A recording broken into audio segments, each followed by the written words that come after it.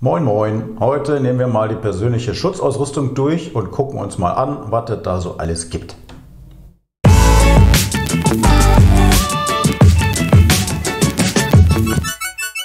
Fangen wir mal mit dem essentiell wichtigsten an und das ist definitiv die Schutzbrille. Ohne diese Schutzbrillen läuft nichts auf dem Spielfeld. Ja, wir haben zwei Augen und die sollte man definitiv maximal schützen.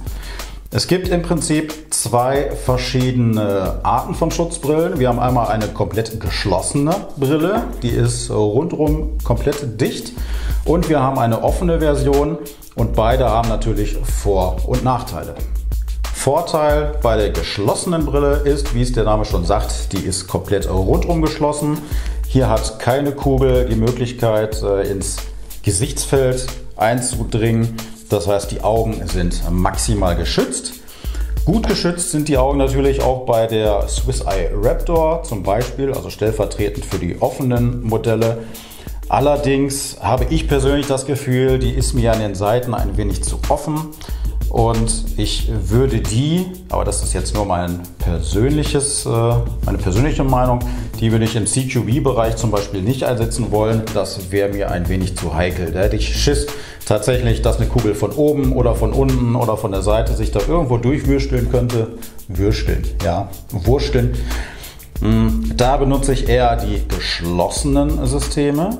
Allerdings haben wir ein Problem bei den geschlossenen. Die sind so extrem dicht, die beschlagen. Das ist ein riesengroßes Problem. Und ich habe zum Beispiel hier bei der Bolle-Brille, das war meine erste Brille, die ich mir geholt habe.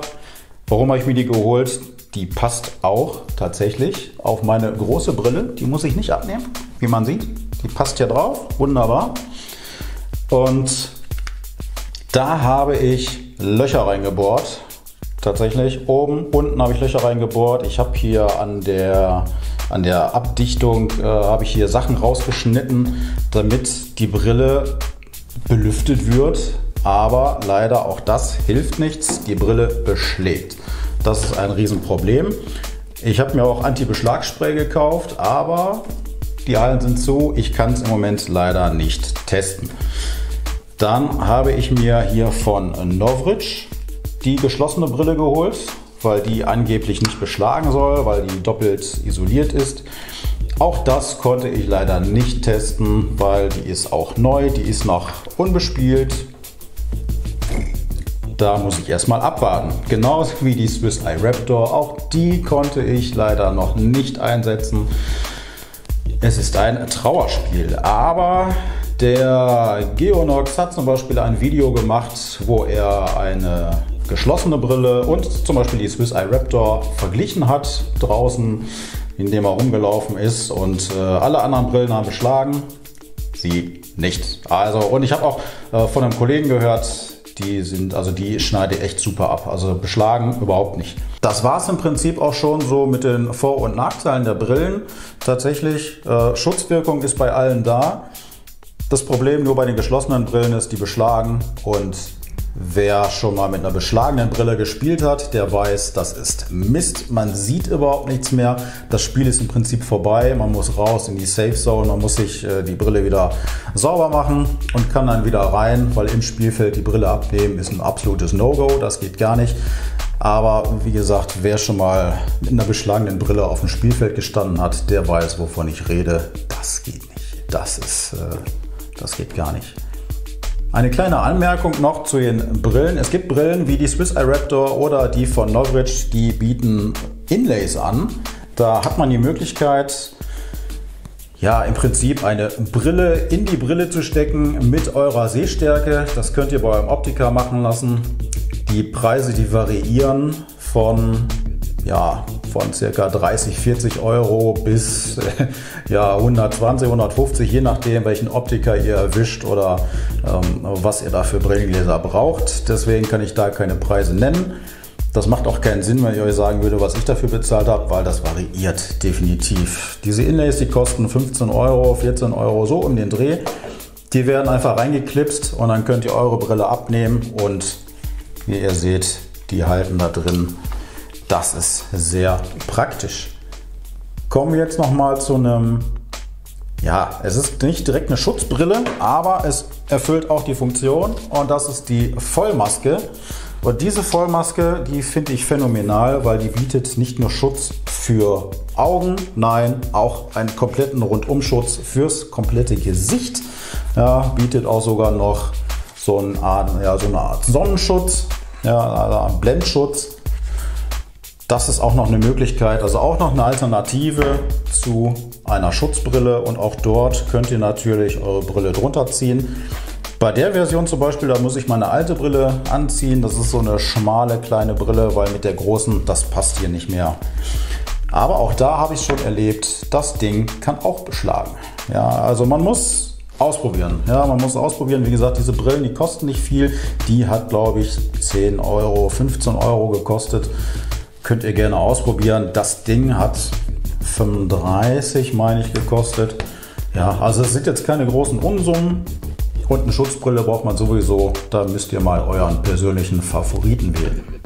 Machen wir weiter mit dem Kopfschutz. Kopfschutz ist eine Kann-Option. Also im Prinzip alles das, was jetzt kommt, ist eine Kann-Option. Kann man nehmen, muss man aber nicht. Ja, aber man muss eins wirklich bedenken.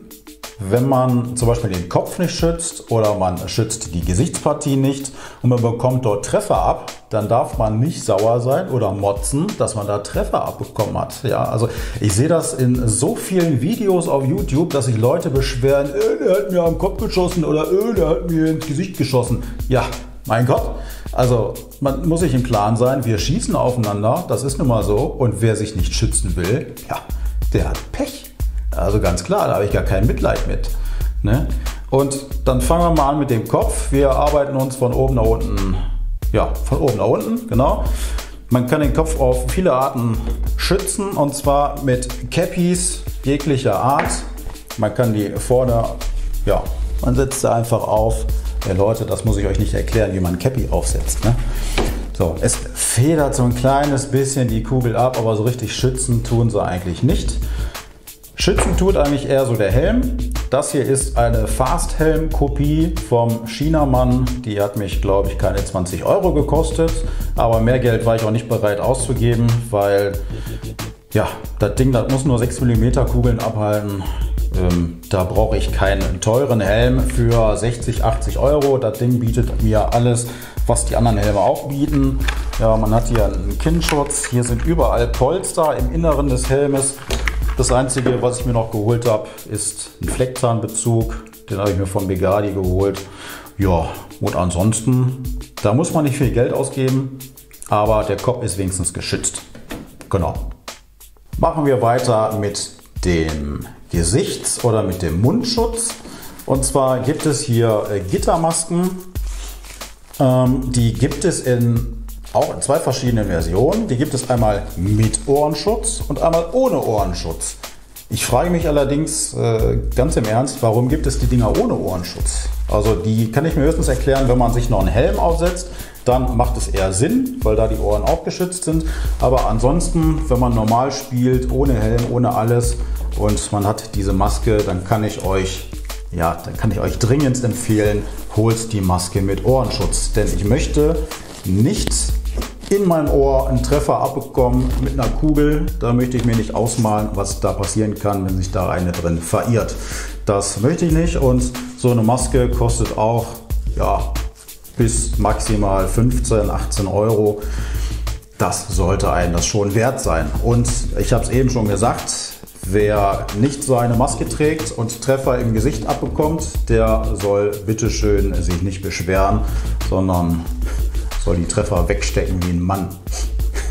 Ja, so, es gibt, wie gesagt, diese Maske, die schützt Gesicht, also Mund, Nase, schützt die Wangenpartie und die Ohren. Und das Ding habt ihr eben auch schon gesehen, die Vollschutzmaske, die nehme ich zum Beispiel im CQB-Bereich oder halt, wie ich eben schon gesagt habe, diese maximale Schutzbrille, die trage ich dann natürlich auch mit dieser Maske.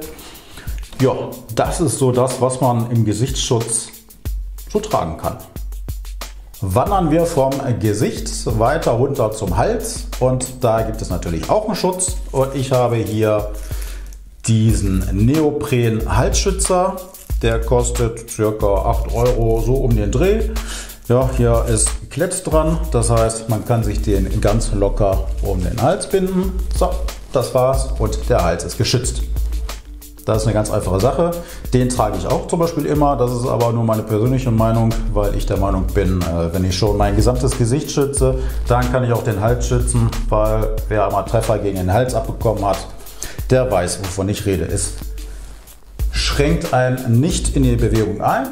Es gibt auch noch von Dye, glaube ich, gibt es auch noch einen richtig fetten Halsschutz, aber da haben Benutzer beklagt, dass die in der Bewegung eingeschränkt sind und das hat man hier bei dem Neoprenteil überhaupt nicht. Wer es noch etwas sicherer haben will, der kann sich noch zusätzlich ein Dreiecktuch umbinden. Ja, das mache ich zum Beispiel, wenn ich draußen bin, aber das mache ich auch nur, weil das Ding auch in Flecktarn ist. So ein bisschen mehr Tarnung. Genau, aber das ist meine persönliche Meinung. Da könnt ihr das machen, wie ihr wollt. Ob ihr jetzt nur ein Dreiecktuch nehmt oder hier diesen Neoprenschützer oder ob ihr gar nichts nehmt, das bleibt euch selber überlassen. So, vom Hals geht es jetzt weiter zum Oberkörper und da können wir natürlich einen Schutz ganz besonders gut gebrauchen und das ist die Chest Rig. Genau, das nur mal so als kleines Beispiel. Die schützt natürlich extrem gut vor direkten Körpertreffern. Ein Nachteil ist, man merkt sie nicht unbedingt. Das ist tatsächlich so. Ihr müsst euch vorstellen, wenn man hier einreihige oder zweireihige Magazintaschen hat und hier kommt ein Schuss drauf und man ist sowieso in Bewegung, man kriegt nicht unbedingt mit, dass man tatsächlich getroffen worden ist. Also das hat nichts mit Highlandern zu tun. Nein, das hat tatsächlich was damit zu tun, dass man es nicht mitkriegt. Der Riesenvorteil ist natürlich, wer schon mal von dem CQB Spieltag wiedergekommen ist und der ganze Oberkörper voll mit blauen Flecken ist, das kann man natürlich mit einer Weste verhindern, definitiv. Der Nachteil ist natürlich, hat man die Weste an, ist man nicht mehr so beweglich. Ja, also ich habe tatsächlich die Weste, die nehme ich nur ab und zu für CQB-Feld. Da habe ich eher so ein Battle Belt. Ja, da ist man beweglicher, aber auch das variiert bei mir immer wieder. Deswegen Weste, maximaler Oberkörper und ja, Oberkörperschutz. Aber die Beweglichkeit leidet. Wenn ihr ein Battle Belt anzieht, dann seid ihr natürlich komplett ungeschützt. Aber ihr habt maximale Bewegung, aber leider keine Schutzfunktion. Ja, das war es eigentlich auch schon zu der Weste. Machen wir weiter mit den Handschuhen. Und zwar liegen die mir ganz besonders am Herzen. Ich habe damit persönliche Erfahrung gemacht. An meinem ersten Spieltag habe ich hier so Fahrradhandschuhe getragen, weil ich dachte, ach komm, die schützen und die Finger, die sind auch beweglich dabei. Und bis zu dem Zeitpunkt, wo ich an meinem ersten Spieltag einen Schuss auf den Zeigefinger bekommen habe. Und damit durfte ich mich dann 1,5 Monate lang mit rumärgern. Da hatte ich tatsächlich immer Schmerzen, wenn ich den bewegt habe. Ich war damit auch beim Arzt. Ist zum Glück nichts kaputt gegangen, war nur eine Prellung, aber das war mir eine Lehre. Deswegen nur noch mit Handschuhen. Und ich bevorzuge Vollfingerhandschuhe mit einer Beschichtung oben drauf. Hier haben wir eine Beschichtung drauf, das ist so ein Gummizeug, was auch noch zusätzlich gegen zusätzliche Treffer schützt. Genau. Das ist meine Empfehlung an euch. Definitiv Handschuhe tragen, weil ein Schuss vor die Finger, das tut mächtig weh. Wenn wir den Körper jetzt weiter runter wandern, dann kommen wir in einen Bereich, der auch schützenswert ist, aber wo vielleicht nicht jeder sofort dran denkt, dass es da was gibt. Und zwar rede ich hier von einem Eierbecher. Richtig. So, und warum ein Eierbecher? Ganz klar, es gibt viele Videos im Internet, die zeigen sehr eindrucksvoll, was passiert, wenn man einen Treffer abbekommt, und genau das wollte ich vermeiden. Und deswegen habe ich halt hier mal die 15 Euro investiert und wenn ich was dagegen kriege, das juckt mich überhaupt nicht. Deswegen vielleicht etwas, wo man tatsächlich nicht sofort dran denkt, aber denkt vielleicht mal drüber nach. Jetzt gehen wir noch weiter tiefer und dann kommen wir zu den Knien. Genau, zu den Kniepolstern. Braucht man Kniepolster? Ja, nein, da kann man geteilter Meinung sein. Es gibt Hosen, da sind die Kniepolster schon mit integriert. Die kann man entweder abnehmen oder sind komplett fest dran genäht. Oder aber ihr holt euch solche Kniepolster, die sind auch recht preisgünstig. Die kann man mit Klett einfach ums Bein drum machen und dann hält das auch.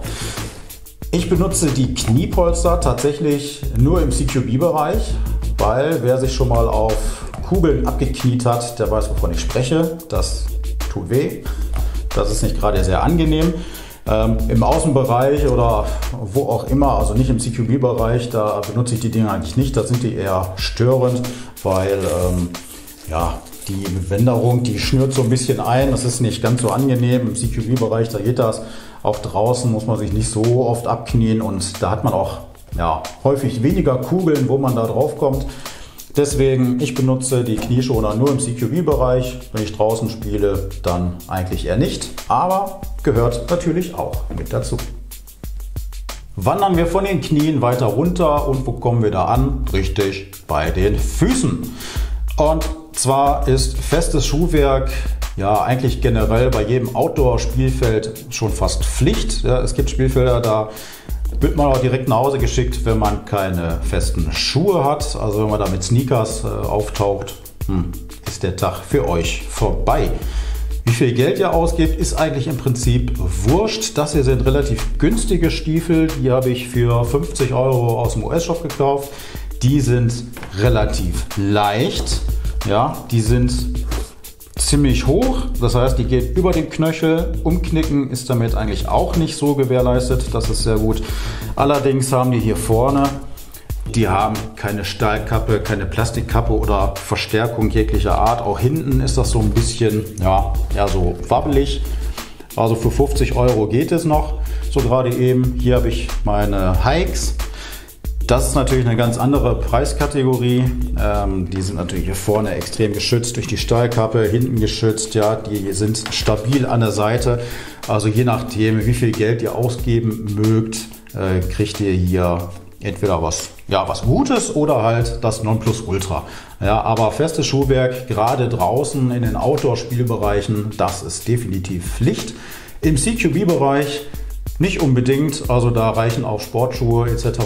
Hauptsache, ihr seid bequem in den Schuhen drin. Ja, also da drückt nichts, da hackt nichts, ja, oder die schlabbern nicht.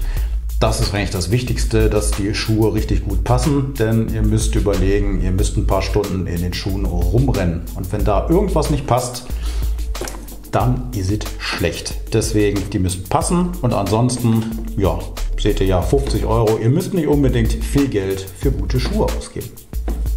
Und das war's. Das war mein kleiner persönlicher Exkurs zum Thema persönliche Schutzausrüstung im Airsoft-Bereich. Das ist natürlich nicht abschließend die ganze Aufzählung, weil es gibt bestimmt noch viel mehr. Aber das war jetzt das, was ich so da habe, was ich benutze und auch für sinnvoll erachte. Ja, wenn es euch gefallen hat, dann lasst mir doch einen Daumen hoch da und schreibt mir auch in die Kommentare, was ihr so an persönlicher Schutzausrüstung tragt. Habt ihr vielleicht andere Sachen oder habt ihr Sachen, die ich hier noch gar nicht aufgezählt habe? Genau, lasst es mich wissen und abonniert meinen Kanal. Besucht mich auch auf Instagram, da gibt es auch ein bisschen was zu entdecken. Und ich sage dann mal bis demnächst.